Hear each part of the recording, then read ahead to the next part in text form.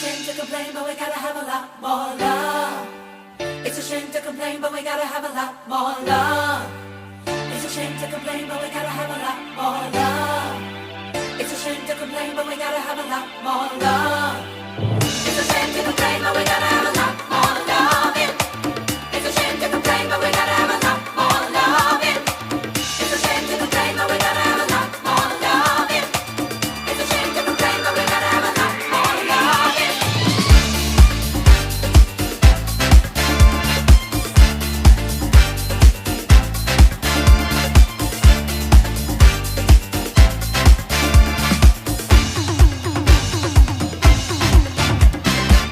All right, howdy. Welcome back to Windley Mania, the greatest podcast you never heard of, brought to you by the greatest band that you have never heard of, that band being Windley. You have to go to @Windley_band on all the socials to keep up with the, what have we been saying? The world of Windley. Windley. Yes, it's a fantastic world, a world full of magic and... It's a flat world. It's flat. It's a flat world. Slop. But I'm the best in the world, Andrew Reidner, and with me, as always, man's best friend, Devin Hopkins.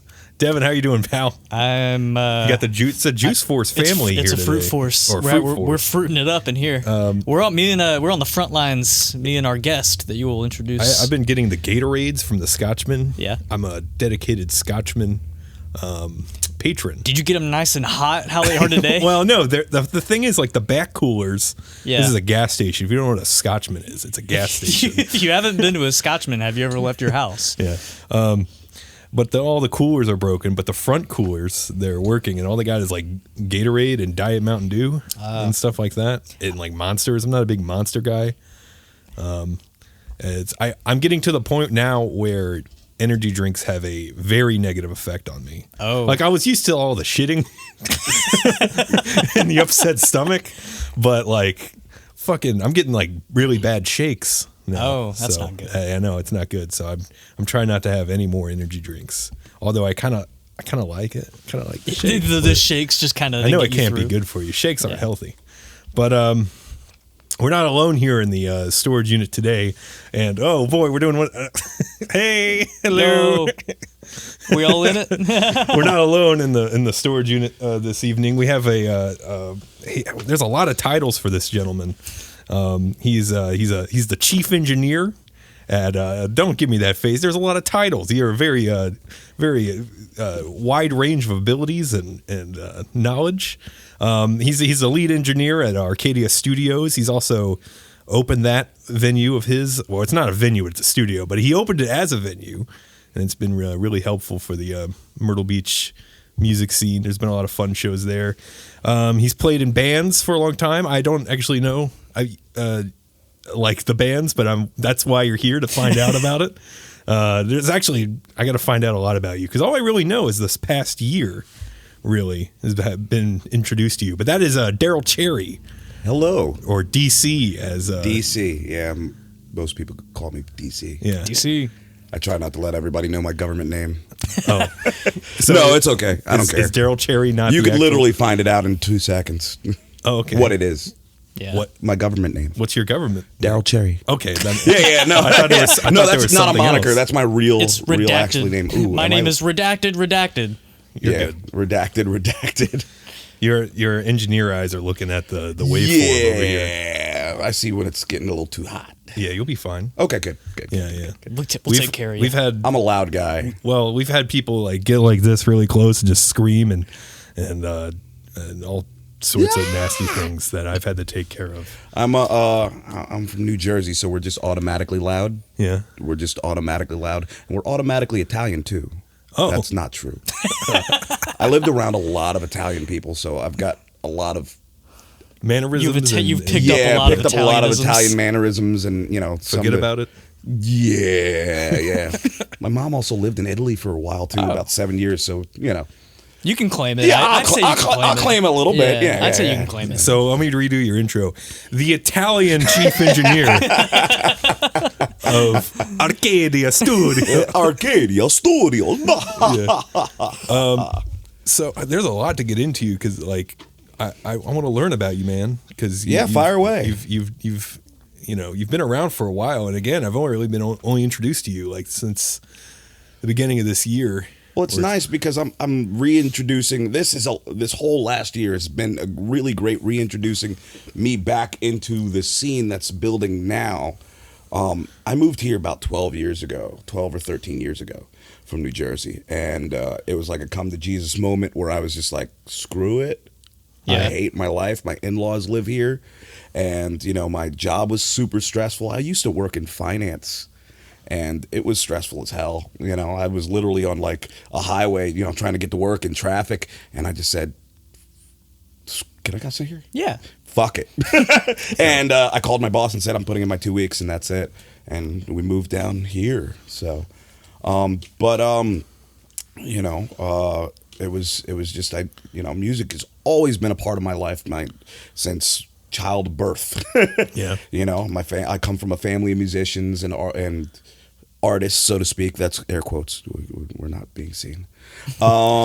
So, I've been around all different types of music. I grew up, punk hardcore scene in New Jersey, listening to punk and metal and death metal, and graduating into hardcore and post-hardcore and screamo, and hell yeah, I had a lot of phases. a lot of phases. So it's cool to be is it able really to, a phase though? No, not really. You're still in it.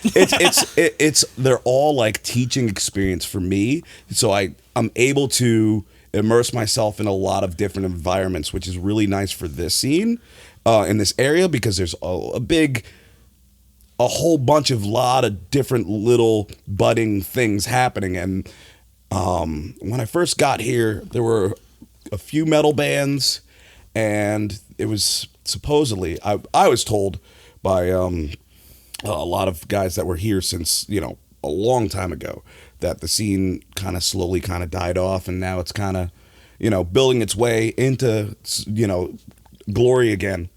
So that was it. It was just nice. I don't know. I rambled a little bit.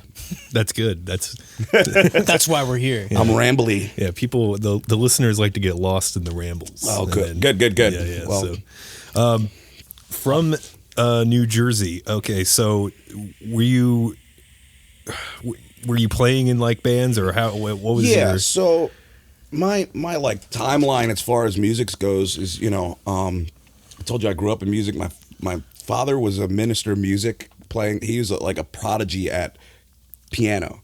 He had like 4 or 5. He's playing Paganini and Bach on piano. Shouldn't have been prodigy level intellect as far as piano's concerned. And my mother was a touring singer.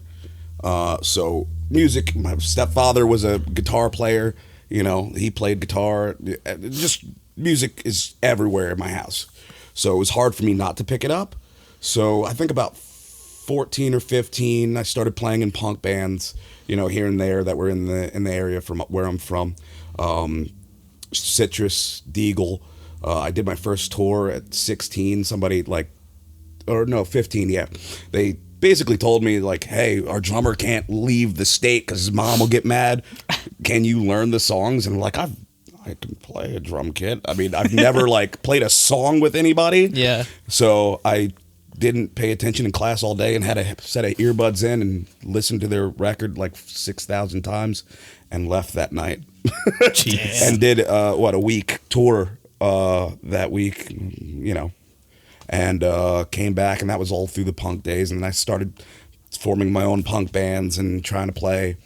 From there, I kind of wanted to do thrash metal because that was really big in my circle. Was really, we wanted to be Metallica and Anthrax and Megadeth, and we wanted to, Slayer. We really wanted to get like fast and heavy as we could. So I started a band called POW, which was weird. It was just the first name we came up with, and I played with them till in different forms. We played until 2004. So in 2004. From there, I graduated. We started listening to like Black Dahlia Murder and Between the Buried and Me. Both of their first records just came out. Oh wow! So we were like, we got to do this, and do this now. Yeah, 2001 or 2-ish. We were getting into like All That Remains first record and Kill Switch Engage, stuff like that. So then we were influenced by the new hardcore scene that was happening there, and we're like, okay, yeah, let's do that. We want to do this. We want it to be heavy and brutal and sing, and we want to do all this. So You said you primarily played drums. Did you? I know you play a little bit of everything. So did you I started mostly play playing- drums, sorry. or did you play everything? I started playing drums in punk rock bands, but I graduated like I was a guitar player. I wanted to be, the man on guitar. So I played guitar through all the death metal and thrash stuff. Yeah. And then when it came to hardcore and screamo bands, I was frontman. I was Oh hell singer. yeah! Oh. That's sick. So, I love, like emo, screamo, post-hardcore vocals are really my, Also, I did do, we went back and did a lot of death metal, so did frontman for, death metal stuff too, growls and gutturals Damn. and all that. But yeah, so the later bands were None Shall Be Spared, and my last band before moving here was indie experimental. Okay. I guess that's the way we wanted breakdowns, but we that wasn't the name of the. Was that the name of the? no. That was a genre, so to speak. That's a terrible name for a band. We wanted to do more like we love breakdowns and we love shoegaze. Okay. So we kind of like found a way to make both happen, and post hardcore. So kind of mixed all of that together, and that was Torch the Throne. Oh, okay. Torch the Throne, yeah. Yeah. And So did all these bands kind of just like fizzle out pretty much, or? Yeah, mostly. I mean, out of I was used to be a pretty bad dictator when it came to my bands. I wanted it my way. This is what we're doing. If you mess up, we're taking it the whole set again. We're playing it again. Not one wrong note. Not on my watch. Damn. Yeah, I was Intense. mean and intense, and it took me a long time to realize that. And once I stopped playing for maybe about 2 years, thinking that between like 2002 and probably about 2005 to 2007. Yeah, about there I stopped playing, and I really found myself in realizing that I was really more of the I wasn't a driving aspect of those bands. I was more of the reason why the tension was so high, and the music came out in spite of that, not because of that. Oh. So therefore, I took my approach when I joined this indie experimental band, more along the lines of let's just make things happen naturally. Whatever happens, happens. We're going to make songs that everybody likes to make. Let's see what happens and just have fun and enjoy being in the moment and being there. And that's what meant more to it end up coming out great. It ended up coming out great. So yeah, that's where I left off in Jersey, was with my indie experimental post-hardcore kind of three-piece. Where I played bass. That's where I switched it up and became a bass player. Yeah. Nice. You had a lot of duties. Yeah, You did it all. You really did. We recorded our that last band, Torch the Throne. We self-recorded 2 albums, and that's where I got into recording. And I wasn't really well versed. I mean, I knew some things just from watching people. My first demo from my thrash metal band was recorded on 2-inch tape. Oh wow! Yeah, on a reel-to-reel, which was cool. So I got to see a little bit of every kind of the ADATs. We recorded another album on ADATs. One of my drummers had a studio that his dad built in. Okay, that's they sick. had a little bit of loot. He didn't know how to use it, and I wish I had the knowledge I have now, and went back and did that, and be like, oh, bro, you're doing this all wrong. What are we doing? But yeah, that's where my love for engineering came from. Is we self-produced these, those 2 records. I mean, we also wrote a third one, which I'm still tight with the guys in Torch the Throne. We all talk. One guy lives in Cali, one guy lives in Jersey, and I live here. And we keep saying we might put out this third record. It's a concept record on the What? 7 Deadly Sins. Oh, Hell and yeah. each song goes into the next. It's nonstop. Our idea was that the songs play through. It's a 30-minute set that we can play anywhere, and it'll play through the whole album. So That's that was the idea, perfect. and we got like halfway through writing it. so only 3.5 sins. were- Yeah, 3.5 Sins. Yeah. Sloth. We left off at Sloth. Yeah. Well, that makes sense. You know? It's like, I'll finish it later. you know? Yeah, exactly. Exactly. So when you were first getting into engineering, were you sort of teaching yourself, or did you have someone kind of guide you and show you the ropes or anything? Or? I'm all self-taught. Okay. I have a unique super human ability to unrelentingly focus on something. Yeah. It's called ADHD, and no, my hyperfocus is ridiculous to the point where if I want to know something, I will research everything about it, and I will exhaust every resource until I don't. So it was kind of, I said, I want to learn more about this, so I checked out every book in the public library in this area that had to do with audio engineering, which there are a couple. If anybody's interested, there's a couple in your public libraries. You can find them. It sucks going to the library, but it's there. So if you're looking for free resources, they're there. That's cool. And also electrical engineering. I'm not a genius, but I wanted to know schematics. I wanted to know how currents work, how flows of audio work similarly, which they are. It's just a flow of a current. So in order to understand that as deep as you can and go from A to B, I wanted to know how that worked. So learning some electrical engineering really helped a lot too. So, Yeah. But yeah, I really kind of taught myself. There's there were a lot of resources online. Some of the people that I started watching were offering free stuff when they first started, like Recording Revolution. Okay. I started watching him when he first dropped. Graham did was doing first YouTube videos. Hey, this is Graham. It was now to think of it, he's a huge conglomerate now. It's wild. Damn. Selling these courses. He wasn't selling courses when he was just giving them away. So I kind of jumped on real early.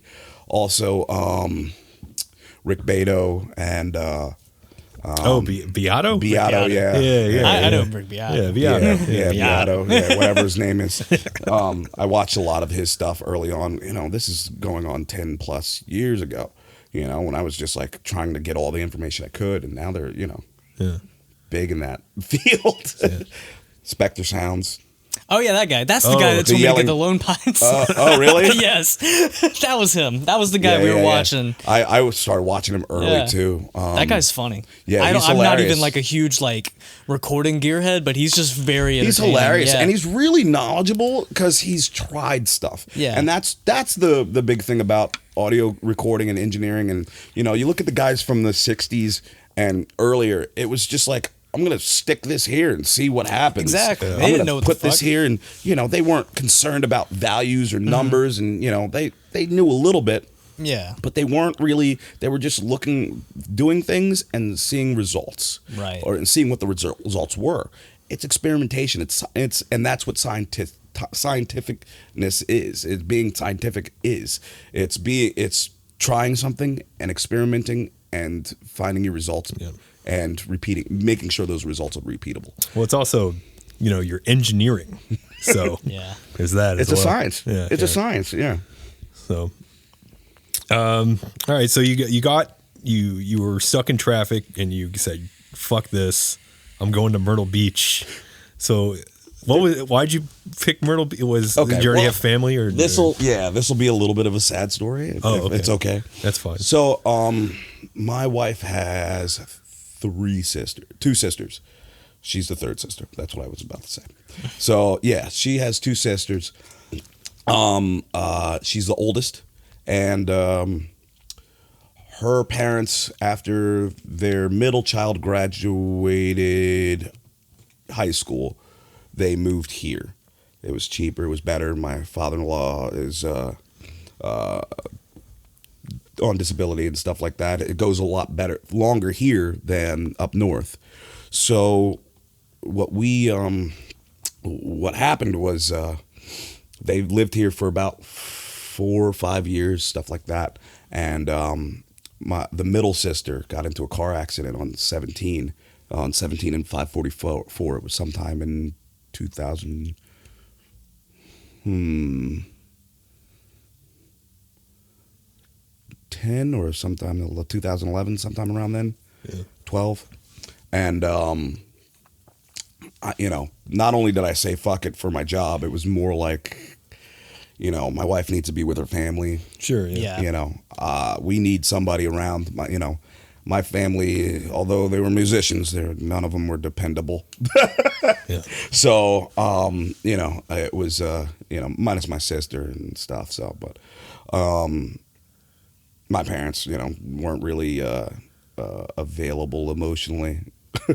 Right. For me. So, it was better for her to go be with her parents, and that's what we did, and that was a life-changing moment for me. I was able to rediscover who I was, and at that moment I was really like, screw music. I was done. I was done completely, and to find myself here years later is huge for me. It saved my life. It sounds. I mean, yeah. Yeah, definitely sounds like it. It saved my life. I'm saying that because mainly I'm just, without it, I'm miserable. Yeah. I am a miserable wreck. I'm also an angry, miserable wreck. So, when I wasn't doing music, I was more, Chad than DC. So, punching holes in walls and getting drunk too much or whatever. Yeah. Well, it's completely understandable. I mean, you said it yourself, not having a great communication with your parents, but then you have this whole scene and you're filling in so many different roles. I mean, and then you just gotta like stop completely for some fucking job. Yeah, that's my life consumed. My thought process was I was going to be a rock star, dude. It was it. I thought that was the only way to success, and years later, finding out success is whatever you make it. If you feel successful and you're happy, then you're successful. I mean, I'm happy. I mean, I'm not making a ton of money. I just really want, to inspire others. And really, the end of the day, that's my goal. It's not to be a millionaire. It's just to leave a legacy here that hopefully it will last. I'm not from here, but I love here. Yeah. And I live here. So I will contribute. I am a person, and I will contribute as much as I can to this area, and that's pretty much it. So when you got to Myrtle Beach, what was the first move? So before I moved to Myrtle Beach, we were thinking about it, and I messaged, I answered a Craigslist ad. Really? Yeah, it was wild. They were looking for a bass player, and I was like, I'm a bass player. Let me just reach out, see if I can reach out to community music. I ended up reaching out to the drummer Tommy Tipton. Oh, yeah, I've heard it. He worked at like Legend and stuff, didn't he? Yeah. He's a great incredible drummer, okay? He's killer, and he's a killer dude. He cuts hair now. I did hear about that, yeah. And I heard he does great at that. Yeah, I heard he does great with that, too. So, so I met up with him. He introduced me to a band he was playing with, and that band consisted of Brian McKenzie and Mark Holt and some other guys, and they sent me some songs before I even moved there, or thought I was going to be moving there, and we moved, and he asked me, hey, you want to meet up and play and hang out or whatever, and cool guy. And we ended up playing and jamming, and those were the first people I played with moving here. Was Brian McKenzie and Tommy Tipton and Clifton Parker. He's a singer. Yeah, he's a great singer. Mark Holt also played drums. Meeting him. And you lucked out with who reached out to you for sure. Tell me about it. Yeah, those guys are legends. Yeah, they're local legends. They're local legends. They remember the scene, Yeah, they were part of it for. They've been here for fucking ever. They've been through it all. Made it feel like my home, and that's why. I mean, they made me feel responsible. Yeah. Just as responsible as they are. It's their fault. It's their fault for not keeping the scene together. Well, yeah. Well, I was wondering, like, why. why did those guys need to put out a Craigslist ad? I feel like they know enough people to. I mean, have you seen the state of trying to get musicians here? You know, That's true. I mean, you're fine. I mean, that's why it started. It was even back then. It was hard to get fresh blood, you know, to pick up an instrument and play. And I would just think of that, like, just knowing who those guys are. It's just like I feel like they would just They can already get know in. someone, but I guess not. Maybe they wanted something new. Okay, that's maybe all their guys are busy. There Could were be a lot of anything. guys playing with a pick at the time. I know that much. And I came in with my bass and I started playing with my fingers. And I play with both. I do both. Okay, I play with a pick. There's nothing wrong with. I will make this clear. I am not against pick players. Oh, yeah. I love picks, and they have a place, and fingers have a place. They For don't sure. always fit. No, for sure. Because I'll play with my fingers sometimes. I've been trying to like practice more doing both. Yeah. just so it I can see a lot be of- more versatile. I see a lot of like the new like deathcore guys and the tech metal. They're playing with a pick and then tapping and Oh, yeah. slapping, and they're doing all of it. And I'm like, you're ridiculous. These guys are crazy. They're ridiculous. Then- it's awesome though. There's people I know that can just like make their fingers into a pick whenever they think it's necessary. How I'm kind of playing now. Yeah. I'm kind of more like I've learned to double thumb up and down because Yeah. the band I'm playing with now is Brian McKenzie and Mark Holt and Chuck Walker from Bedlam Hour, which is another local band from around here, here-ish, I guess. But yeah, we're playing, you know, You're doing like garage rock 70 garage rock stuff, so it's kind of faster. Mm-hmm. So I've learned to use my thumb as a pick up and down, you know, when I need it. We're playing Ramones, so it's all down picks. Oh, nice. So I'm like, I've got to figure out how to freaking do this. There's no way I'm doing this with my do my fingers, you know, real light and delicate with my fingers. No, it's got to be aggressive and fast, and you know, I got to have that downstroke, and I don't carry picks on me any longer. So yeah. But yeah, meeting those guys were monumental in reshaping me and making me feel responsible for wanting to help. They didn't make me feel, you better get this place together.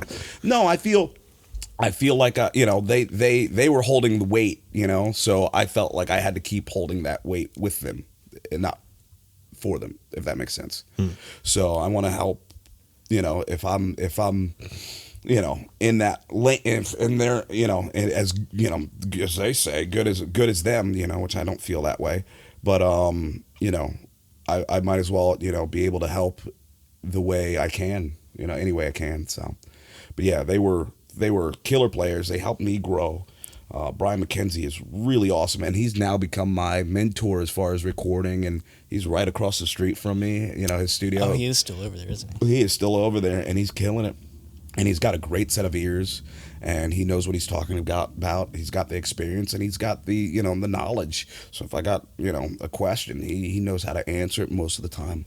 So it's good to have a mentor and a friend that's you know, that close by.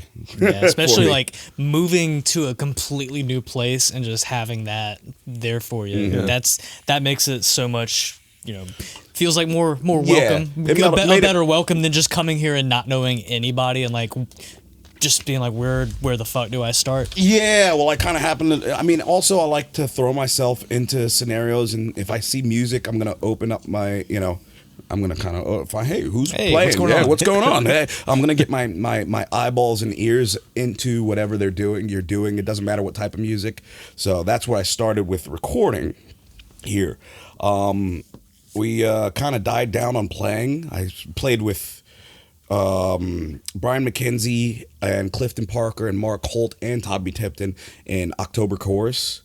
And then I remember hearing about that. Yeah. That was before I was like, you know, old enough to go to. I think that was be in shows and 2012, stuff. 2013. Right, that would be yeah. right before I started going to shows a lot. And then after that, I joined a band from ex-PBR member. You know, Powerborn Rebellion? Yeah. I think one of those guys, I saw one of them out here one time. I think he's got a unit out here. So the lead singer used to be Eric Ness, and I joined a band called Sinister Blind. Sinister And we did like power Americana rock. What? Yeah, it was. What is?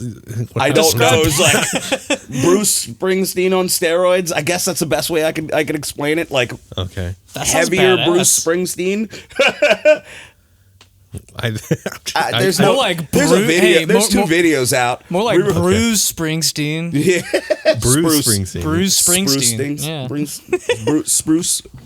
I can't Spring even say it. Sting. Springsteen. Bruce But it was good. It was Springsteen. like rock, just your average rock music, you know. Okay. And it was fun. Those guys were really cool, but they had tension between. Actually, the guitar player I played with was on the show The Wonder Years. He was an extra. Really? Yeah, he was an extra on The Wonder Years. That was his claim to fame. Also, guitar was also his claim to fame, but. You know, Wonder he Years. He was kept on the bringing that Wonder up. Yeah, he kept bringing that up. He's like, Yeah. "Yeah, I met all those guys." Yeah, whatever. Really cool dude. Yeah, but that band fizzled out because they couldn't, I guess, keep their own hands in each other's pants. I still don't know why. Like somebody's. Well, I'm gonna expose somebody.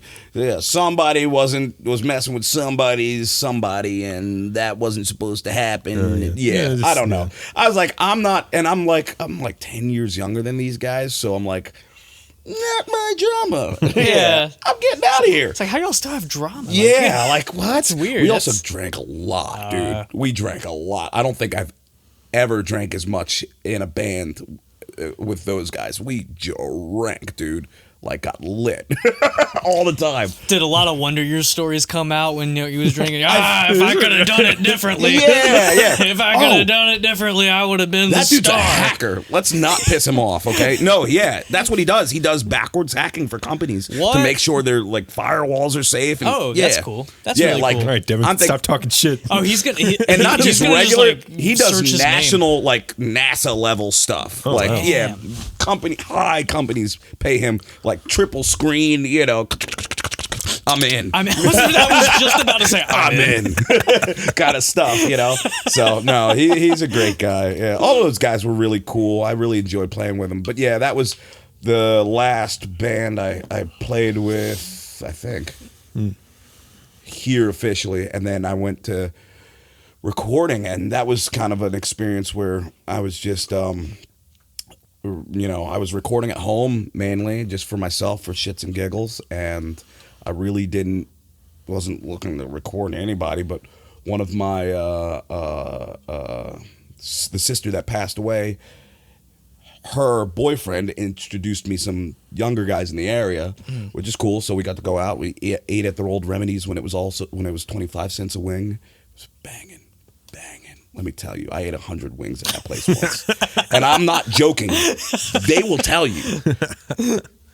Somebody tried to bet me if I couldn't do it in front, and then I had to ask the bartender. I said, "You were there that night. Did I eat them?" And he's like, "Yes." He's like, "Do not put your money up against this guy." They should have had your picture up in there. They should have, right? Yeah, I with, think with like a couple, I think I earned like something. a notarized signature, and They like, were rather small. Don't get me wrong, Okay, but they I'm gonna weren't. They weren't huge like wings. They were kind of tiny. I mean, that's still. they were like a pigeon lot. wings. It's a lot. I'm also like I enjoy eating. I'm a big eater, dude. And Yeah, don't yeah. put me in front of chicken. No, Yeah. I agree. I will destroy it. So, but yeah, he introduced me a couple of his friends, and one of them was a rapper. And he's like, "Oh yeah, I record myself." He's like, "I could record you," Right. you know. And that's how I got started in the rap game and around here. And that, you know, he knew a lot of people, and he put me on, and that's where I kind of started. I said, "Well, I don't think I can do it better than anybody else, but I can possibly provide another option and another views because my background comes from rock and music and instruments and musicianship. I played like horns and stuff in band too. What'd you play? I played what didn't I play? It was Oh, whatever they didn't have. They're like, "Oh, we need you to play trombone today." I was like, "All right, cool." They and did I that picked to up you, didn't they? Yeah, I was that kid. Too. yeah, trombone, trumpet. I played cornet, tenor sax, baritone sax. I marched with a baritone sax, and I was like 90 pounds. Jeez. I was not fit to be carrying that. It's like thing. dragging on the Yeah, ground. I was not That would fit have to been be like carrying if that thing. I marched alto. I Nice. did Barry in concert in my senior year. Nice. But I could have never. I love the. dude, I just told my director, because I'd already played tenor, and I was like, can I play Barry this year? And he said, sure, I don't give a fuck, essentially. And he said, here's a mouthpiece, wash it out. I love tenor and Barry, man. There's a Barry in the closet. Go I think grab there's it. one in the back. I've dusted off. It might work. I don't know. No The one else pads are played kind it. of old, but see what happens. There was no one else That was playing pretty it. much it. It was just like, whatever, hey, we don't have anybody to carry any low end. It was like, hey, Darryl, why don't you go back there and see what you got? And I learned how to play it. I could play flute a little bit. I could play a lot of instruments, and not proficiently enough to play with everybody. Just not good enough to say you could play. Yeah, and that's why I build instrumentals a lot because with that knowledge. I play keys. I purposely did not learn how to play piano because me and my dad had a kind of distant relationship, and I didn't want to be like him. So I said, I'm going to learn rock guitar, everything else. everything else. But I can play. I learned how to kind of play a little bit. But yeah, where were we? You were. I sidetracked. You I'm offered, rambling? you offered to record for your rap friend, and I was going to ask you: were you recording at home, or what? What was your first situation like? As far as I brought him to my house to record him in my closet. And he came out of that closet, and we we made a record. I think it's still out. It's called Get With It. His name is Wit, Whit Almaraz, and he's still a good friend of mine. Get with it. Get With It. I think that's the first awesome. song. Yeah, that's really good. Get Whit. His last name's Whittington, so he shortened it up. And, So he's a great rapper. He stopped rapping, but I think he's kind of doing some stuff at home, kind of feeling out the area, trying to restart again, which would be really nice. But and then I kind of started rapping myself and doing singing for with some guys, and then he has a quote unquote crew, Zoo Crew. And I don't want to say quote unquote, but yeah, it's a group of guys that we just got together at Remedies a lot and ate and drank and kind of wanted to do songs and but yeah, those were my first couple of clients, so to speak, and I figured I had a knack for it, and then I got a studio out in Murrells Inlet, which was a storage space. It was a 10 by 10, I think. And lined it with, like the wall panel, like just wood wall panel. Yeah. And just lined it with that, and it felt like a home, and kind of started recording people out of there, and that's where it started. Mostly rappers. Yeah. And they were abundant. Yeah. There's a lot of rappers in the area. Were you producing instrumentals for them, or were they just kind of? And I was trying to get into it. There was a lot of everybody wanted the trap instrumentals, and I'm not really good with that because I'm not a trap guy. I might have lived in the hood, but I'm not, I don't, associate in the hood. But I don't really like, I'm not as good as some of these other guys could be at it. I'm better at different style, more maybe like a more fluid style. Maybe like Kanye West would be a good parallel. How he's not really It's not like trap. It's music. just like just kind of like your. What do you expect? Like instrumental music, and rap instrumental to be. Yeah, and the songs have flow. Like it's like the verse, chorus, verse, bridge. They're structured. The structure almost. and like kind of a melody. To Melody, it. exactly. So I'm kind of more of that because that's where my mind goes. It's always melody and composition, really. So and that's what makes a mix, by the way. If anybody's wondering what makes a good mix, good arrangement makes a great mix. It does not matter whether you have great tones or if you have a great tones with a bad arrangement, you have a terrible mix. Yeah. Song should speak for itself. Exactly. That's why 36 Chambers sounds as good it is, but it sucks. If you ever actually listen to Wu-Tang 36 Chambers, listen to it. It sounds like shit. Absolute dog shit. If you're talking about audio quality, it sounds like dog shit. Yeah. People still listen to it today. Yeah. And the reason why is because it stands up on its own. Yeah. It's a great It's feel good music, and it doesn't necessarily have to sound good, but if it feels good, people will emote from that, and that's what you want from good music. Is you want to emote. That's how I am when I listen to those. Like, I don't really like care how, perfect or not perfect it sounds. Sometimes an imperfection makes it better. But Yeah. if it's a good song, it's a good song. It doesn't matter if it was recorded on an iPod or in a $1,000 studio. No, it doesn't. It doesn't really matter, and those kinds of things are nitpicky when you come to those conclusions. If you spend enough time on gear slots, you'll end up wanting to slit your wrists. And I've been there. I've been there in that moment where I've just like, man, I don't have enough. My gear sucks, and that's why my recordings suck. And then you look inwards and you say, maybe it's just me. Maybe I need to work with what I've got. It seems like now more than ever is like people are just going for it. Whatever they have, they're using it. They're putting it out there.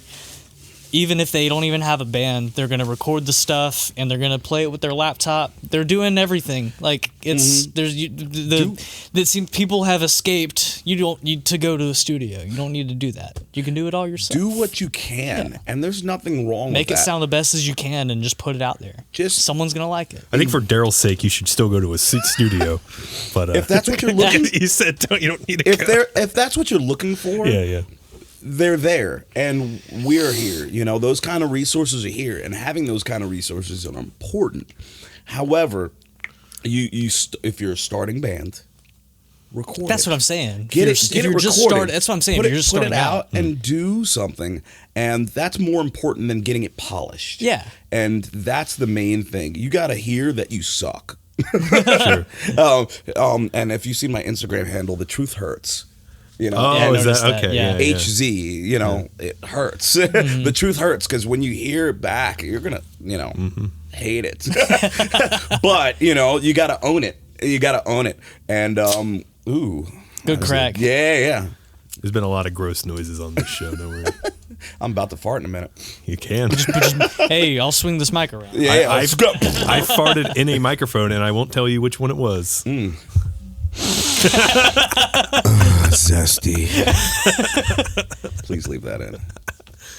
Sure. So This is all raw. It's all Live to tape, brother. just like my butt. Because I have hemorrhoids. They're large. They're actually really inflamed this week, in case any of the audience wants to know. Super inflamed hemorrhoids. Yeah. It's like a fist on the outside of my rim of my anus. You got any like treatment tips? I do. I just don't use it. Oh, they give you a cream. Okay. Yeah, I just like to sit on it. I like the pain. Push it back in. Yeah. No, I mean, just don't eat a lot, and I eat way too much, and you're 100 forcing, chicken wings and all the chicken 100 chicken wings. You can see what that does to an anus, man. It just destroys it. There's no remedy for that kind of pain. No.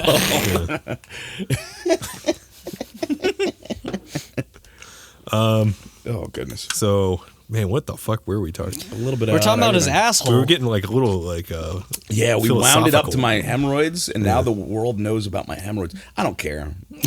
That's fine. It's okay. I can sit down, so it's not that bad. I'm proud of you. Thank you. Well, no, you did come in and say which chair is the softest because I got a little problem. I've That's got a what you little. said. I brought in my donut. I don't know. You guys can't see it. I've Thank seen goodness. people bring in their donuts. Like I know what they got going on. They're having a bad time. Yeah. No, just eat better.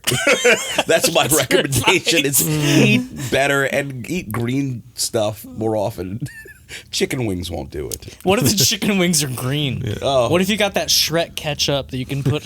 Then yes, eat them. Eat them all you want because they're okay. Okay. I think we were talking about me. Yeah. Yeah, your first. I'm not good talking about I mean, no, it's been great. You've done great. Cool, thanks. Man, when, Yeah. Your broadcasting debut. Thank you. So when did you move into like a studio? Like Okay, so we moved. I spent a year at the storage unit, and then I had a friend, my singer Clifton Parker from the band October Chorus, mentioned, "Hey, this guy Chris Canada has a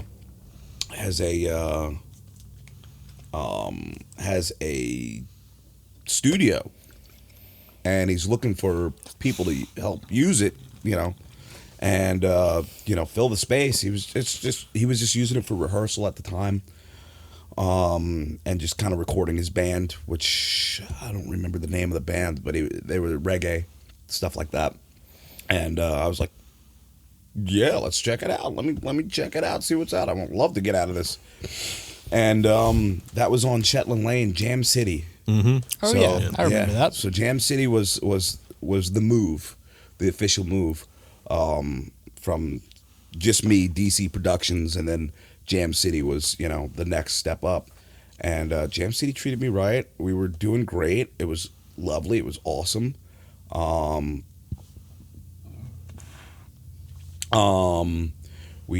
I did a lot of music. I was still working a full-time job during that time.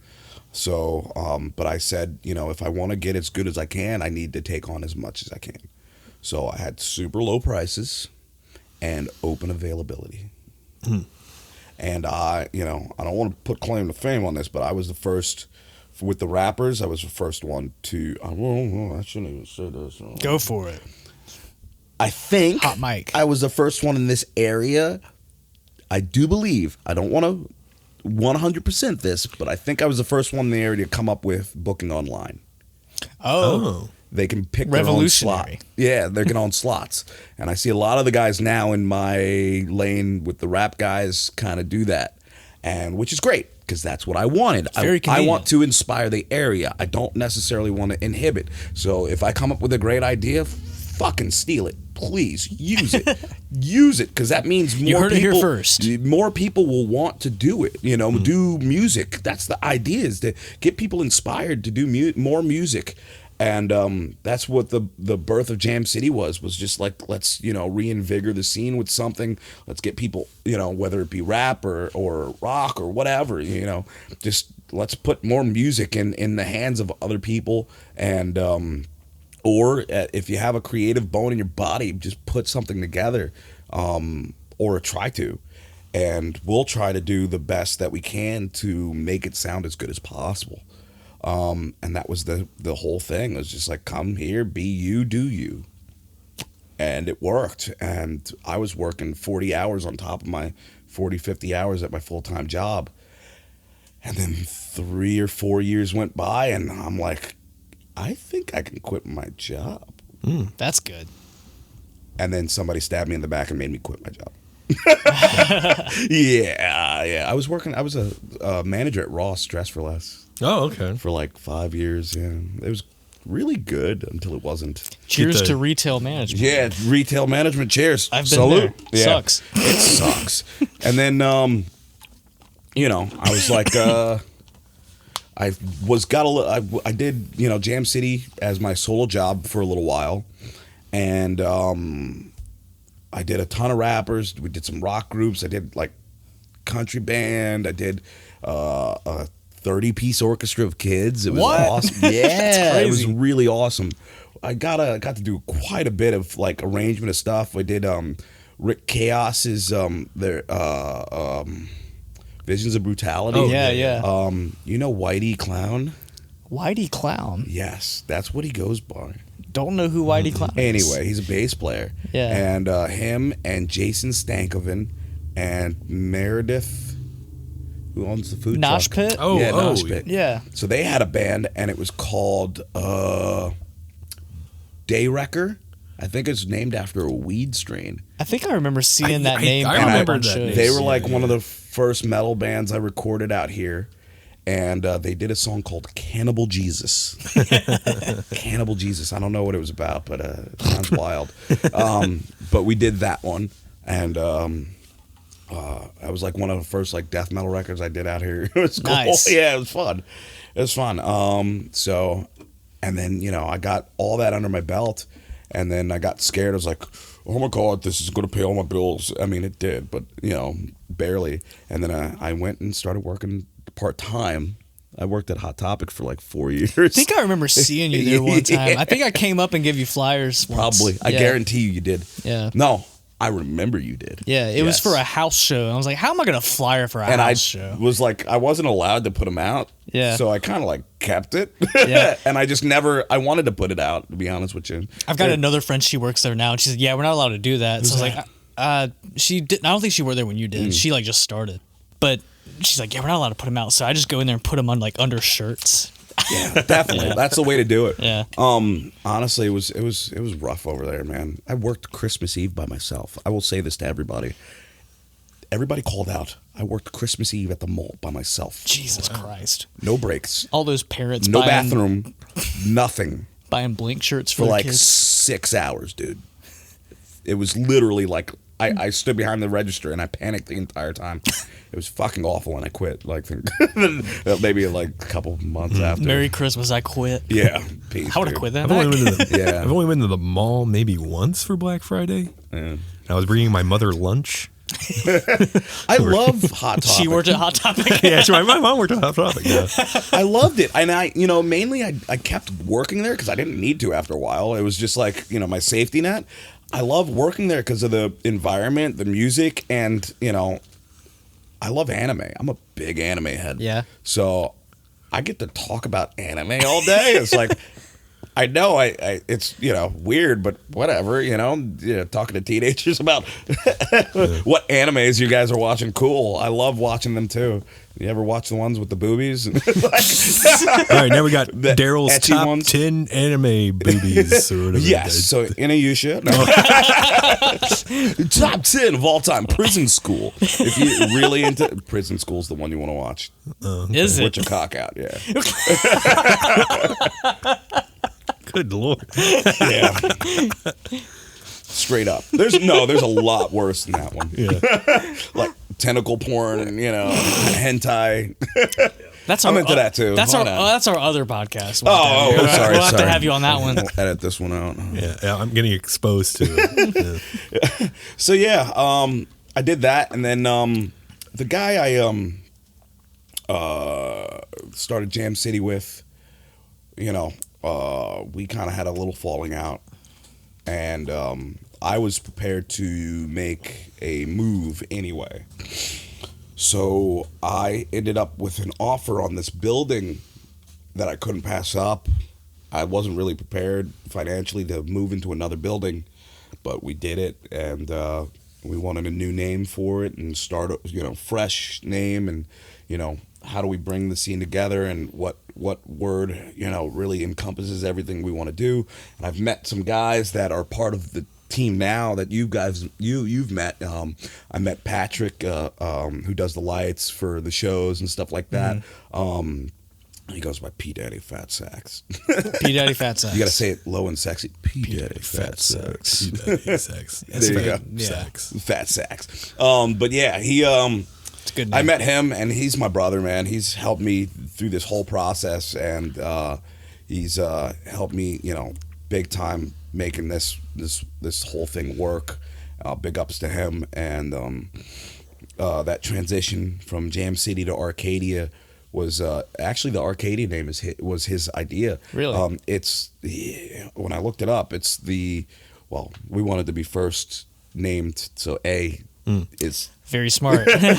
is a good, yeah. So Yeah. we were thinking A names, and he came up with Arcadia, and it's like the Greek equivalent to Eden. So it's like the most perfect place, so to think, So that's the idea. Yeah, everybody thinks arcade, it's like, oh, are we playing video games here? It's like, no, but that's where the idea was. And I wanted to be able to house a building where it was multiple services for anybody who wanted to. It doesn't matter whether you're a business. It doesn't matter whether you're an artist who draws. It doesn't matter if you're someone who's trying to increase your social media outlook and reach. Are you a band? Are you a rapper? Are you an R&B singer? We wanted to be able to help the most amount of people with the broadest range of services that we could, and keep adding them over time to just enhance not only the area but the people in the area, so. And that's what Arcadia ended up becoming. So Yeah. now that we led the whole train all the way up to Arcadia. Yeah, I mean, Here we are. We made it. We're in the present day. We're That's it always was a long road. I always think because we did this the other day. It's like, all right, we're in the present day.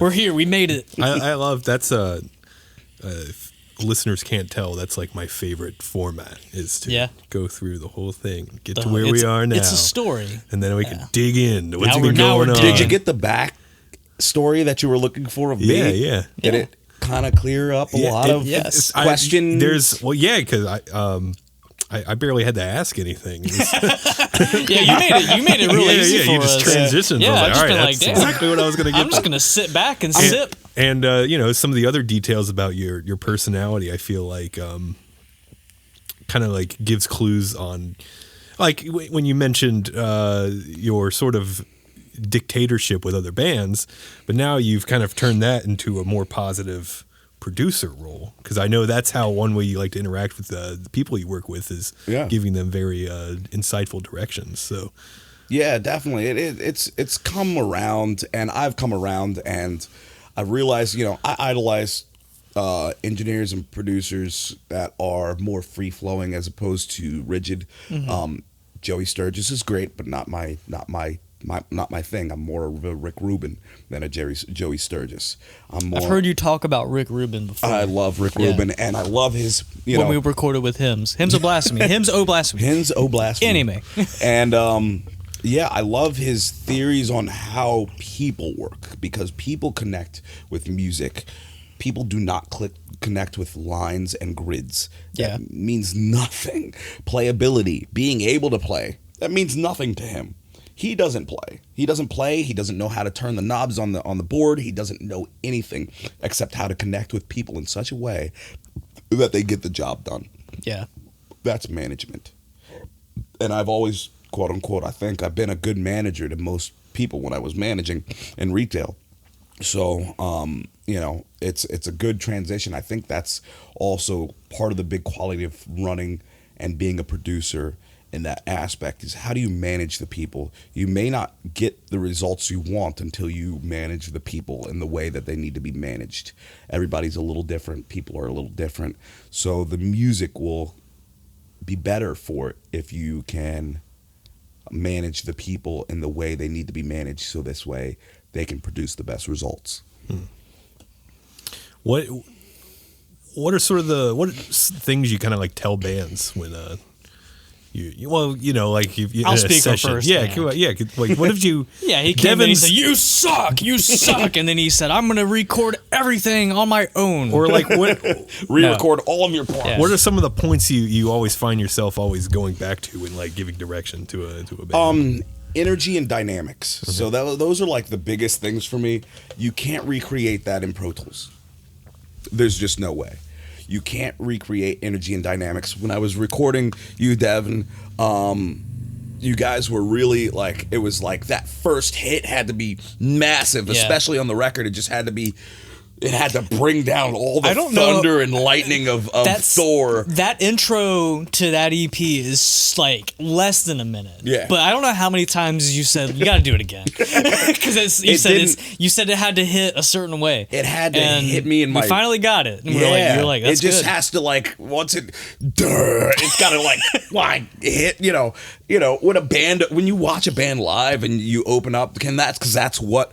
when we first talked about, because I like to talk to the bands before we start recording and find out what it is we're achieving. If I can figure out what we're achieving at the end result, I can get the end result. It may take me a little bit, but we made it. We'll make it there. We made it. It's out there. But they wanted something that'll be reminiscent of their live performance. Yeah, and it was like we wanted it kind of.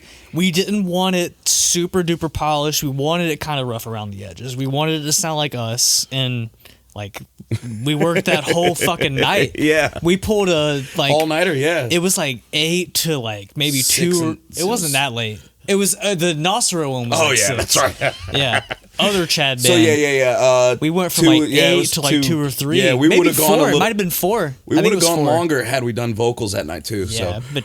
But we just had to, like, when you watch a band come on stage, and especially with your type of metal, I'm putting myself in that position, and looking at you guys on stage, which is what I did. I saw you guys, the couple weeks, a couple months before at the gym. Yeah. And, it's that first note. It's as soon as, if that's not right and doesn't hit me in the gut, like in the right way. And you guys all have to be like in sync, especially if we recorded everything live. Very rough, very live. Let's make it, we recorded everybody all at one time, and we work with the elements that we have. So if that doesn't hit right and it doesn't hit me in my soul and raise the hairs on then we don't have the take. So yes, I made them take it over again. Even if it was like until the hair 48 seconds. Yeah, it was literally 48 seconds. But that first song. If I'm right, someone owes me a drink. I don't know how long that one is. Someone owes me. Man, hold on. Someone owes me someone owes me like $100 if I got that right. I got it on my computer. If I got it right on the money. I got. I think it's like let's see. Man. Is it Black? What's the intro called? It's called intro. It's 44 seconds. Damn it! Ah, man. A little short. I overshot it. And, well. We'll get them next time. I could probably edit this out, but just for that's what you're talking about. Yeah, you gotta get that. It had to be just right. So we did it a few times, and those are the things you can fix a little bit of timing issues. You can fix pitch. And with pitch correction, and you can fix a note misplaced, but I can't fix feel or energy. You can't fix that, and those are things I'm more concerned about. Those are the things that really people connect to sonically. When I'm listening to albums, or artists, I'm not listening for perfection. I think you messed up over here. The timing's just slightly off. A little flat on that one there. How did it make me feel at that time? And that's the most important element. So if you sacrifice timing and you're sacrificing perfection, what are you aiming for? Perfect. I want the feel to be perfect. I want that to match the feel. So. Yeah.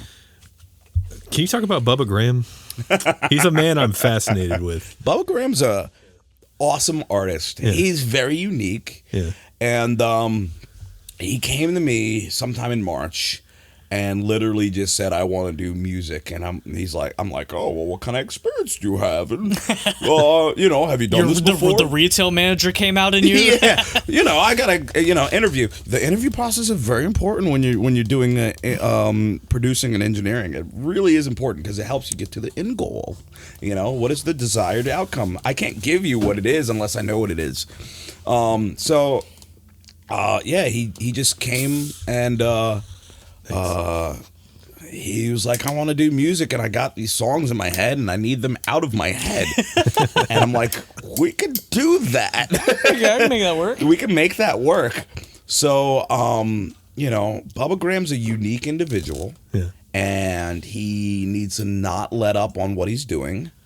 And I describe him as if an alien heard music, American music, and tried to recreate that. That's exactly what you said to me the night that I met Bubba Graham. Yeah. And we went, because we were recording the him stuff that exact night. I think. I'm pretty sure. Yeah, I think so. Actually, I'm 100% sure now. That was the same day we recorded all the him stuff. We had met Bubba Graham that day. And he was just there. He was leaving when you guys came in. And we talked to him for like an hour and a half. And that's when I said, we got to get him on here. And so I just talked to him later. Said, hey, man, I got a band. We do a podcast. It's kind of goofy. You want to talk to us sometime? He's a great dude. But he's so cool. And he's genuine and real. Yeah. And that's where good music comes from. And so, just... I there's no words to just how creative that dude is. It's crazy. Be honest with you, all the music he does with me, he comes up with the vocals and kind of like an idea of the melody. He'll go do do do do do do, and I'm like, for 10 minutes, I've got to sit there I have no idea what I'm gonna fucking do.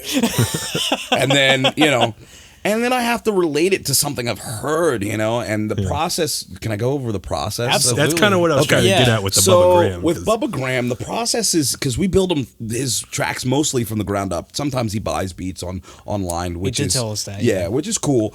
Nothing wrong with that. But when he comes to me, especially, I work. I get to work in instruments and stuff like that, and he'll come up with a melody and the vocal, and I'll make him sing the hook over and over, the chorus. I'll make him sing it over and over until I get something in my head, and I'm like, how do we make this funky? And he's and I look at him and I embody him. Who is he? What is he? He's just a big black guy, Southern black guy. I was like, we got to embody this somehow, and he's got energy for days. Yeah. Energy and charisma, and it's got to be light, and it's got to be funky, and it's got to hit people in the hearts and in their minds and in their souls, and it's got to make you want to move. And I use the word emote a lot because that's pretty much however you want to emote from music is how you should do it. But it needs to make you emote, and somehow, and his music, is basically just a reflection. I put a mirror up in front of him, and whatever he's doing, I'm just kind of like mimicking out of his mouth. And the Cornbread and Cornrows, if you heard that Yeah. song, he literally went cornbread and cornrows, and I said, that's it, dude. I said, that's fucking it, man. I said, that is the shit right there. I said, we need to highlight that. And when he sang that, I was like, I don't want anything there but your voice. I want, and then it's going to be just a musical break. And, that record, I played every instrument. I played the bass. I played, keys on there. I'm not a great key player. I come on, plays the shit out of that thing. And, I kind of played for, but yeah, we just kind of he gives me an idea, and I just he gives me carte blanche to run with it, which is great.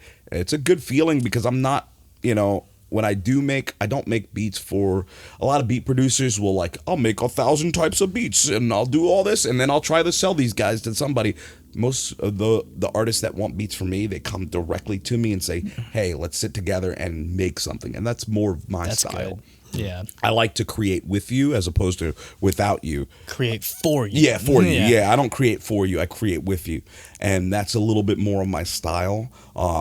And it kind of works out. I just finished a beat for Frank the Frog. I shouldn't be saying this. And it'll Bubba. probably be out. I don't know. We'll it's see. Bubba and Frank the Frog. It should be out. What? Hold Yeah, on. it's a That's an collab. exclusive. Yeah, Wow. exclusive. Yeah, Frank Wow. the Frog and Bubba.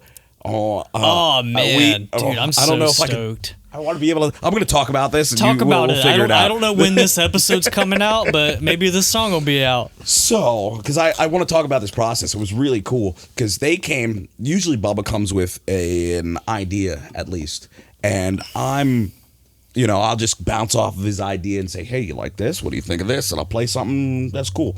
He's like, well, I don't know what to do. We've never been in the same space together. So I had to go, okay, I see Frank here and I see Bubba here. And I had to be like, how do I put them together?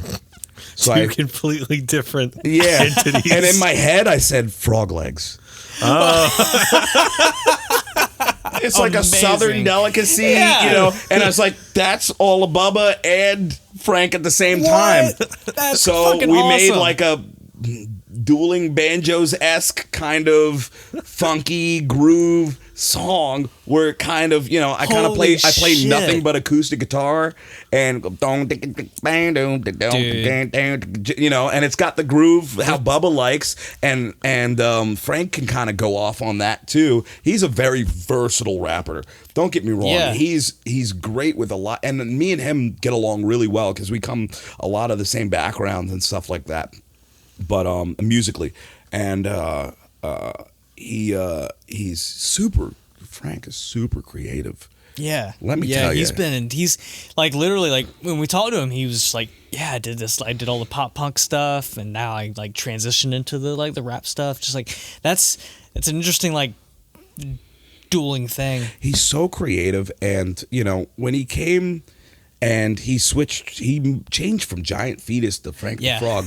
And I said, in my head, I saw dollar signs. In my head, I said, merchandising is crazy. I'm totally there for it. And I gave him like 70 ideas on like how to flip Frank the Frog. The only one we didn't have was frog legs. And that's where we came up with it lightning earlier this bolt. week. I was like, frog legs, that's fucking awesome. I don't know if they're going to call it that, but I think should. it's a great combination of like, like Southern Eaton and Frank the Frog. You know, I don't know how they haven't wrote lyrics yet, but it's a cool collaboration of that. And then I like that element. It gets me excited. And me as I've got, I'm neurodivergent, so the ADHD runs my life, and I have to roll with it. So dopamine runs my life.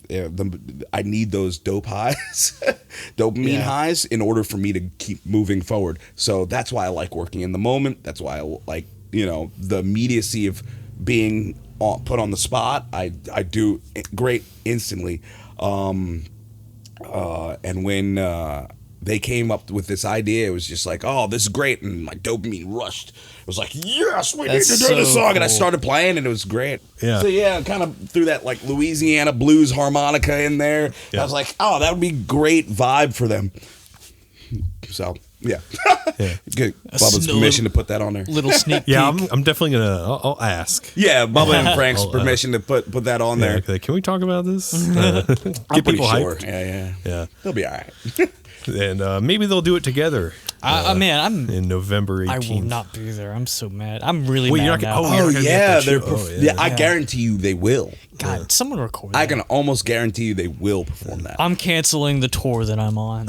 We'll film it. We'll be all right. Sorry, Jimmy. I can't come to the tour. I got to see this. I can't come to the whole tour. Is it Frank The the, whole Frog tour. Bubba collaboration Yeah. in person? This is a one night only event. How long are you guys going out for? 3 weeks. Wait, I don't know if I could say that. It'll probably be out there by Yeah, then. it'll be It'll fine. probably be out there It'll by be this is fine, out. yeah, We'll If see. not, that's all right. Yeah. I'll talk to Mr. Jimmy. All right. 3 weeks. Wow. So you opened up your space to be a venue. That was a second. I'll be that, right back, actually. Y'all can keep talking. I just got pissed. That wasn't our first initial planning. Yeah. We planned for that to be the big, huge studio where, Right, right. like you see in LA and all, big control room and all that and big studio room. And we're like, nobody's going to fucking pay for this. Why do this? This is for us. That's not for them. And we flipped the thought process around and said, what would be for them? And let's build a stage. And Okay. the first stage was very wobbly. Yeah. I mean, wobbly. And we did a couple of rap shows, and we did an EDM like dance rave kind of thing, Okay. which worked great until people started stomping on the stage, and there was like 60 people on stage, and it was Was swaying. it the same size as it is now? Or Same was it- size. Yeah, Oh, it was man. swaying, dude. Yeah. Yeah, dude, it was swaying. And we're like, the entire time, like, oh my God, it's going to collapse. Yeah. And then we braced it afterwards. Yeah. It's fucking sturdy now. It's not going anywhere. So the Arcadia shows, I always really like those just because it feels like a big happening, all the stuff going outside. How would you describe it on your end? I know, like watching you're always kind of running around being stressed out because you got to work. I mean, it's a lot of shit to worry about, but still, do you have fun with it at the I'm a end of the day? perfectionist Yeah. when it comes to experience. So Yeah, I yeah. want to make sure everybody has a really, really, really good experience, from the bands to the patrons that come through. So that means a lot to me to make sure that everybody's having a good time and we have a safe time. Mm-hmm. That's number one. The two things that I really want out of having that. And the shows are fun. I have a great time. I love seeing kids come back.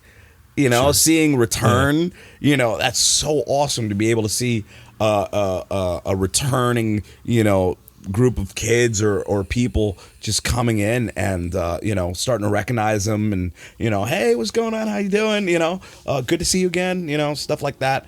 It's a stressful environment, and I really stupid focus on the important things, in my opinion. Yeah. So I may look a little sour during the shows, but it's not because I dislike them. I love going to shows. I hate working them.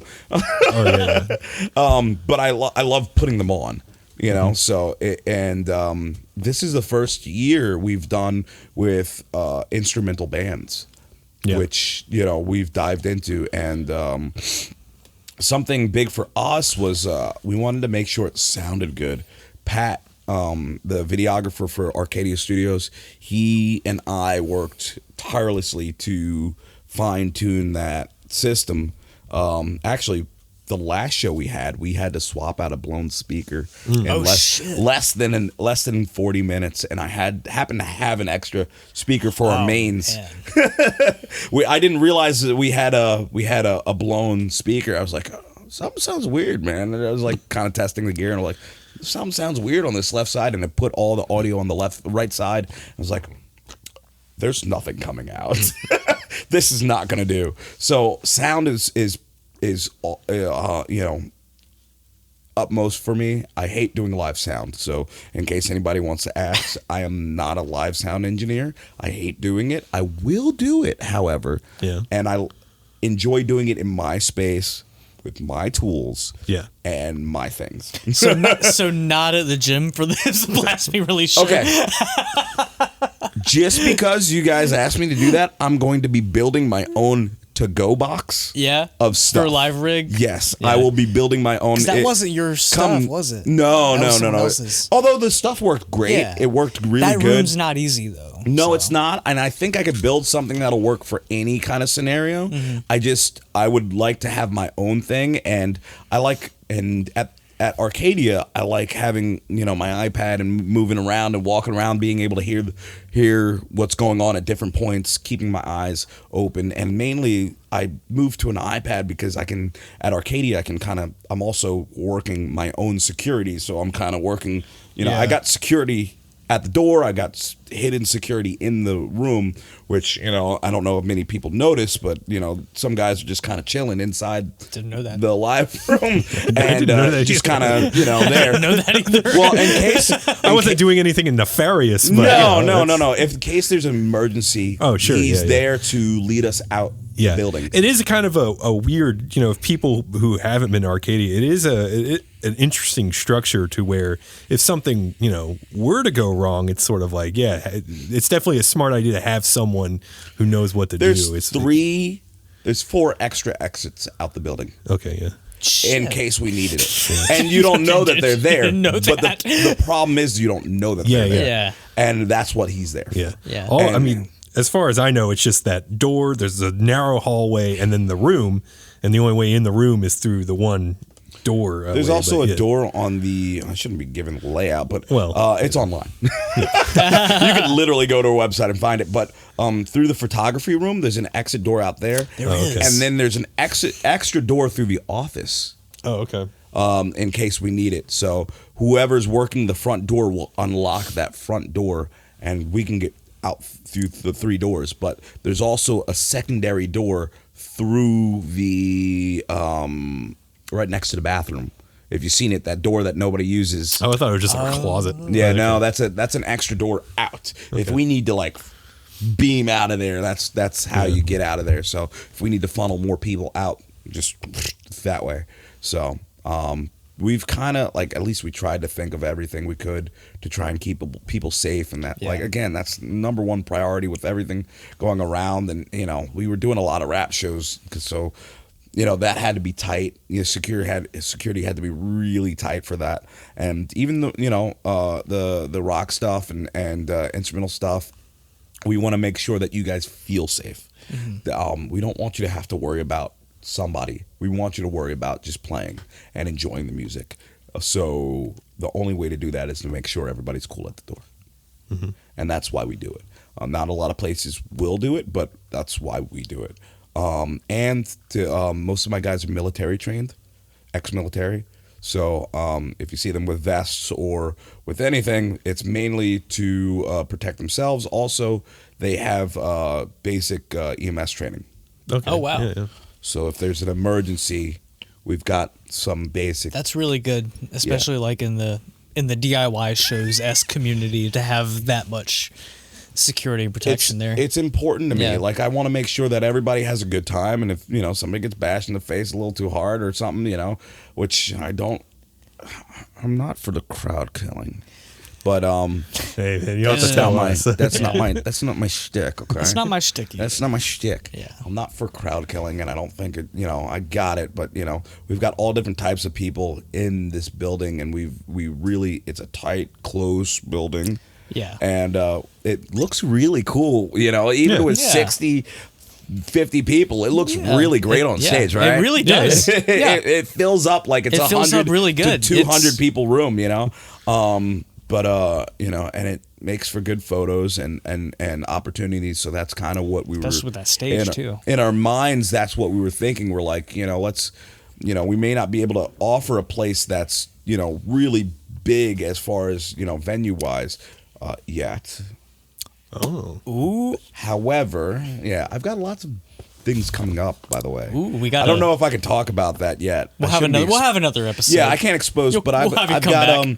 I've got a lot of other things. If I can get my scenario right with the city and other things, I've got a lot of cool ideas that we can bring. I'm always forward thinking, so the studio is one thing, but I'm thinking how can I create more for the area and the community as a whole. Mm-hmm. So, which I guess I could tell you that's no surprise. I'm probably going to try and start a school of some sort. Oh, okay. That's awesome. yeah. So, and I'd like to make it free to go, free cost, no cost.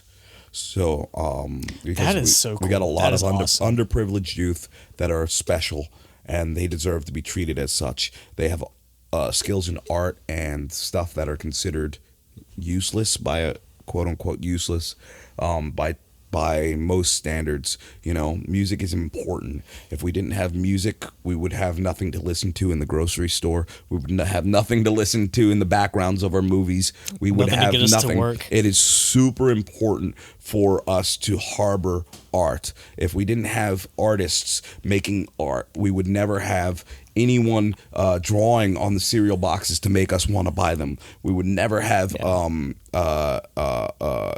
direction for many important things. Art is a driving factor, and it needs to be treated as such. And I would like to create a school that harbors those skills and talents. Overarching art, it could be anything, but art and tech. Yeah.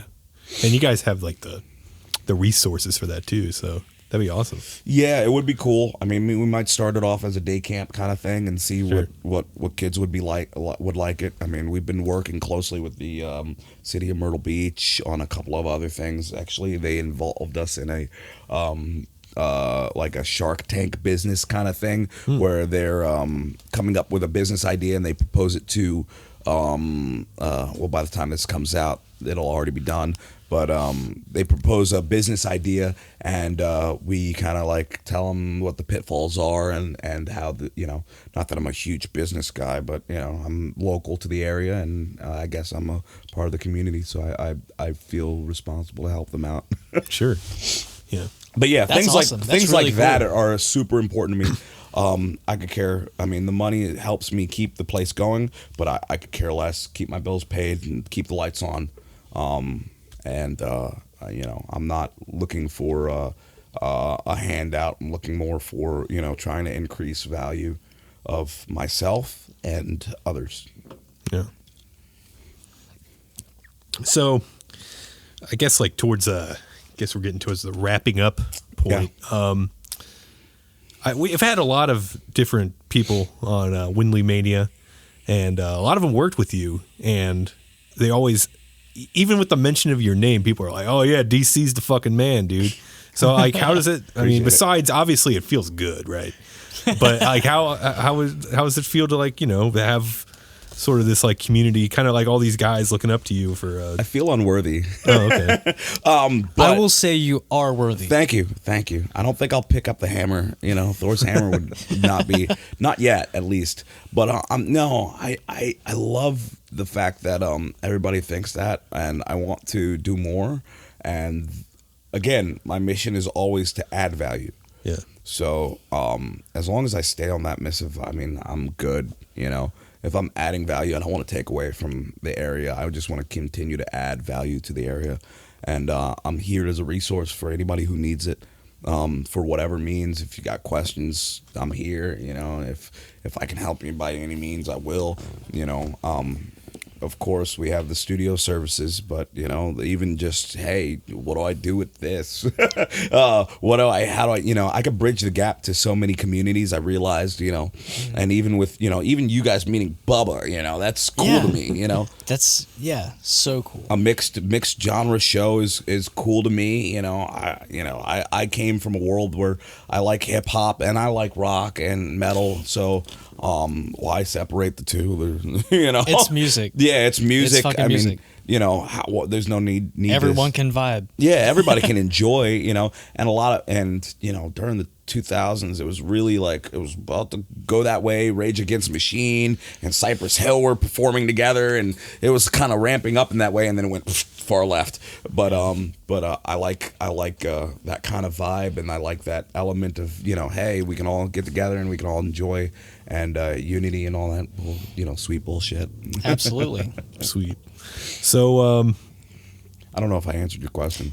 no, How's you it feel? did. You did. Yeah, it feels good, man. Good. Yeah, yeah. I'm bad at taking, you know, like compliments. Yeah. I that's- really enjoy being a part of something, and this area has really made me feel really a part of it. Yeah, it's I like appreciate it. every music scene needs a DC because Thank you provide the wisdom, you provide The professionalism, the too. Yeah, professionalism, you provide the space to do everything that anyone that kind of just, you know, just anyone that's creative that Be wants to do yourself. something needs to have someone like you that'll just like, yeah, come by. Like everyone needs that open door to like have a space to just get their shit out there for people to hear, or like either through headphones or on a stage. Anything, yeah. And- Put you know. We were very fortunate to have you here. Thank you, man. And you've definitely made your mission. Your mission has been, you know, Fulfilled. realized. Thank you. I can die happy now. Please do not die. No, I'm not planning on it. Please No, do no, not no. pass I away. mean, mainly, you know, I just want to make sure that anybody who walks through our doors, you know, is comfortable and safe.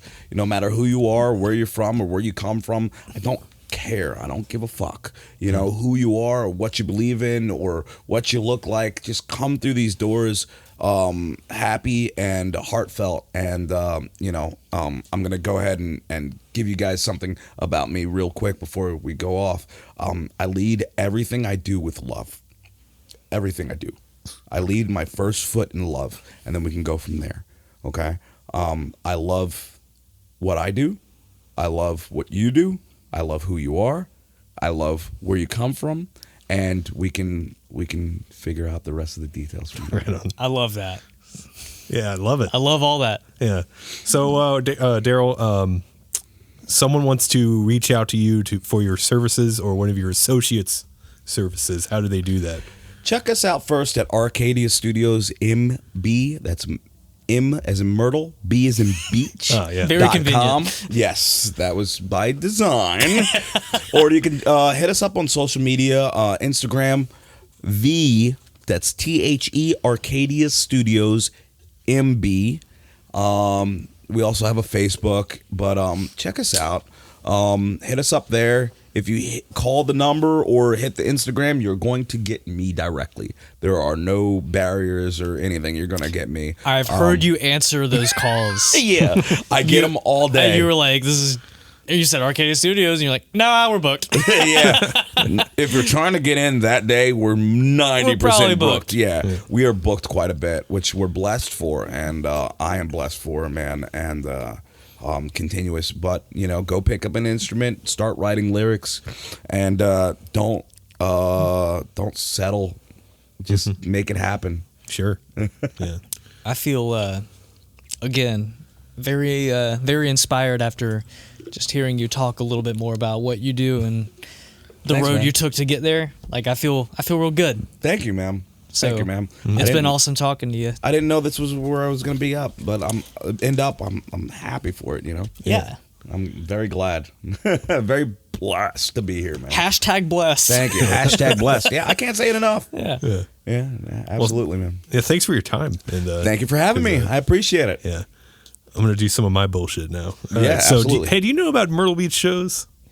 The shows that go on in Myrtle You ever Beach. know at Myrtle Beach shows? At You ever Myrtle heard of Beach at shows? Myrtle Oh, you Beach guys are shows? talking to me. Yeah. You ever heard of at Myrtle Beach shows? No. Tell me about yeah. Oh shit! Well, if you like Yes, I do. shows, okay. Well, if you like shows in Myrtle Beach and you like to be in Myrtle Beach and watch shows, you got to go to at Myrtle Beach shows on all the socials to be updated on the shows that happen in Myrtle Beach because there's nothing like a Myrtle Beach show. it. Yes. So November 18th, we got Savant Christian Gill flying in from Colorado, I think. right on. Yeah. Bisky Christ, Bubba Graham.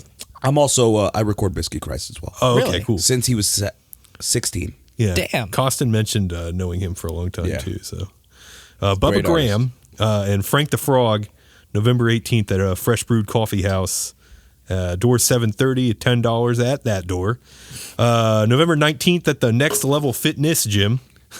Your Fitness? enunciation. Yeah. Restless Spirit, Hymns of Blasphemy, Bathsheba, and Costin's going to work his magic with another band too, I guess. Is this the benefit show? I believe it is. Okay, so it's $10 in advance, $15 at the door. It's going to benefit something. I should probably figure out what that is. November 19th at Next Level Fitness. November 26th at Darryl Cherry's Arcadia Studios. Rat Poison. Oh, you know about this? No, dude. Uh-oh. This is news to me. Hold on. Oh wait, we'll I'm sure it's okay. This is the first I time have this no has idea. we can make an edit if we need to. November 26th. Yeah. It says Arcadia Studios. I don't have it on here, but it's fine. Well, We'll talk hey, Who's man, going I to be don't- I there? don't- Tell us who's going to be there. I don't book these things, man. I just read them online. I just read them on here for not money. I'll tell you that much. But, November 26th at maybe Arcadia Studios. Rat Poison, Intimidator, Quiet, Warning Order, and Dead Friends. I guess if that changed, I don't know. I'm just going to put it down in my book, whatever. Okay, well, it's going to happen at Arcadia Studios. So you're welcome, Costin, for figuring that out for you. Okay, and that's all for the is a Myrtle Costin Beach show. the Myrtle Beach shows.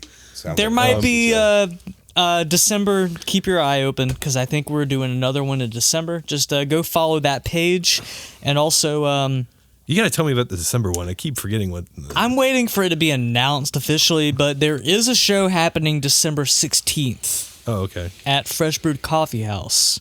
Oh. Yeah, you know what it is, but I remember the now. audience may or may not at this point. I don't know, but you gotta look at that, and also if you're on Facebook, you can go to the Myrtle Beach Shows group and look at other shows that are happening in the area, because the Myrtle Beach Shows official quote unquote collective is taking October off to do whatever the fuck. But there are other They're shows putting happening. me in charge. Yeah, they're putting Andrew in charge. There are other shows happening in Myrtle Beach in the month of October, and if you see something about it, you should go to it because Yeah, it yeah. is. There If will it's be in friends Myrtle of Beach ours. and it's a show, I mean, it doesn't matter who. It doesn't booked matter. Just go. It doesn't matter. Yeah, you should yeah. just go to it. Yeah, have fun. You should have a good time. Okay, so thank you again, Darryl. It was very Thank you. informative. Appreciate it. And for more Windley crap, you got to follow at Windley_band on all the socials because shows, music coming pretty More music really, than shows, actually. yeah, pretty soon on that. Once we front. get that, once we get some artwork, we can start putting the shit out. Yeah. But All right, and that's it. That's it. Yeah, all right. You have anything intelligent to say, either of you? Anything else? I never do. No? Devin usually never does. No. All right. Well, goodbye.